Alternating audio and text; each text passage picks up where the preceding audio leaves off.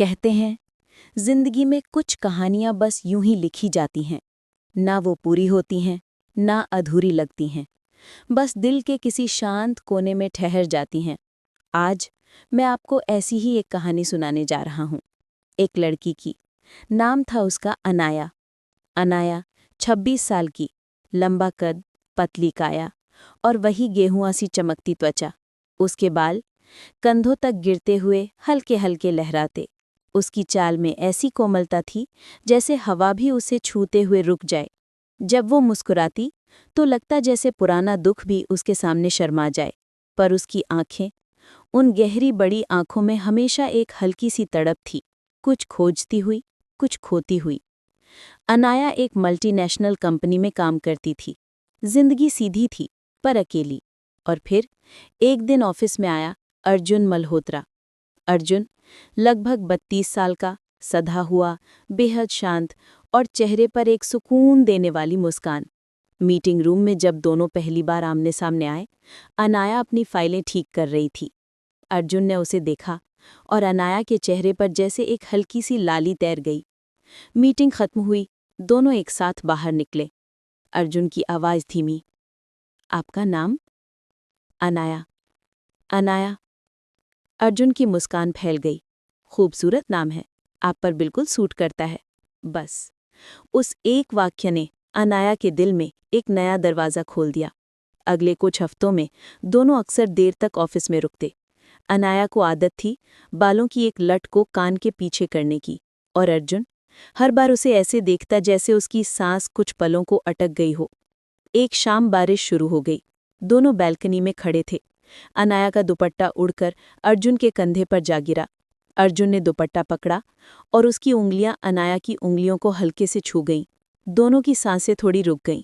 एक साधारण सा पल, पर बहुत कुछ कहता हुआ। अर्जुन बोला, अजीब है, आपसे बात करके मन हल्का हो जाता है। अनाया ने धीरे से कहा, कुछ लोग हमसे ऐसे मिलते हैं जैसे हमें हमारी ही कमी समझाने आए हों। उनकी आंखें एक दूसरे से हट ही नहीं रही थीं। पर हाँ, एक सच था, अर्जुन शादीशुदा था। एक रात ऑफिस लगभग खाली था। बारिश तेज थी। अर्जुन ने अनाया को अपनी केबिन में बुलाया। कहना था कि प्रोजेक्ट फाइल्स देखनी है। अनाया अंदर आई।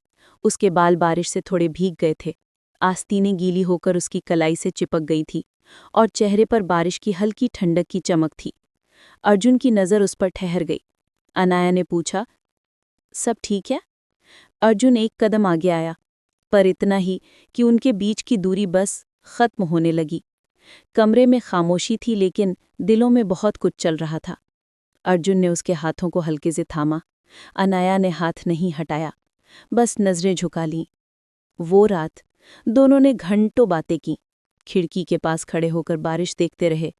कभी करीब बैठकर एक दूसरे की थकान बांटी, कभी कॉफ़ी के कप के बीच हंसी के बहाने ढूंढते रहे, और कभी बिल्कुल चुप। उनकी उंगलियां बार बार एक दूसरे को ढूंढ लेती। अनाया का सिर अर्जुन के कंधे पर टिक गया। अर्जुन ने उसके माथे को हल्के से छुआ, जैसे कोई टूटी चीज को संभालने की कोशिश कर रहा हो। वो रात बहुत पास लाने वाली थी, लेकिन मर्यादा की हर एक सीमा बनी रही। सुबह हुई तो दोनों जान चुके थे, ये रास्ता आसान नहीं है। कुछ दिन बाद अर्जुन ने अनाया को रविवार की शाम एक छोटे कैफे में बुलाया, शायद दिल में कोई फैसला लिए। अनाया थोड़ी घबराई हुई बैठी थी। उसकी आंखों में उम्मीद भी थी, डर भी। अर्जुन कुछ कहता, इससे पहले कैफे का दरवाज़ा जोर से खुला। वहां खड़ी थी रिया, अर्जुन की पत्नी। उसकी आंखों में सवाल, गुस्सा और टूटन, सब कुछ साथ था। वो तेजी से उनकी टेबल तक आई। अर्जुन, इतना अकेला हो गया था हमारा रिश्ता कि किसी और के कंधे की जरूरत पड़ गई। अर्जुन खामोश। अनाया के हाथ ठंडे पड़ गए। रिया ने अनाया की तरफ देखा, तुम्हें पता था ये शादीशुदा है? अनाया की आंखें भर आईं। दिल कब किसे चुन लेता है, कोई नहीं जानता। रिया ने अर्जुन की आंखों में देखा। आज, अभी, फैसला करो। मेरे साथ चलोगे या यहीं रह जाओगे? कुछ सेकंड, जो सदियों जैसे लगे। अर्जुन ने अनाया की ओर देखा, फिर धीरे से खड़ा होकर रिया के पास चला गया। चलो, घर चलते हैं। अनाया ने कुछ नहीं कहा।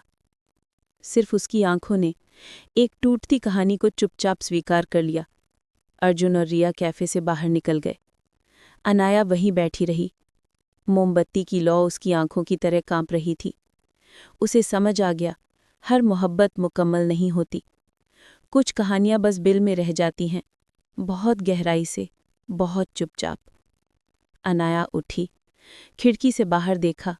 बारिश फिर शुरू हो चुकी थी, और शायद उसकी जिंदगी भी।